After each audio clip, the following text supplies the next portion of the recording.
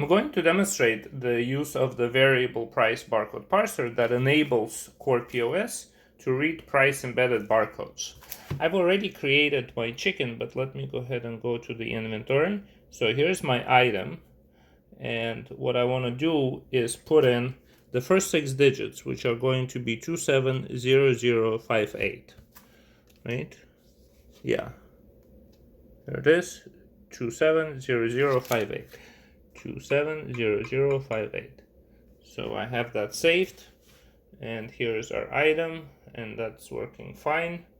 So parser already turned on, and it works. So we have our barcode settings set to option number 1, and we can start there and then see if we need to adjust it later.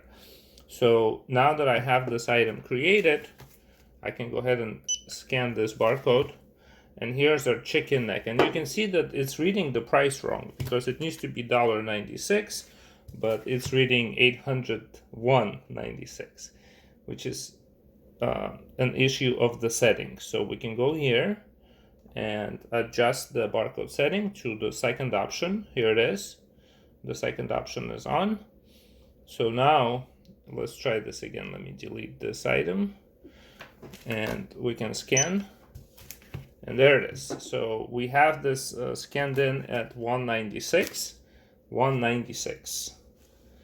and that's variable price barcode parser on CorePOS. Thank you.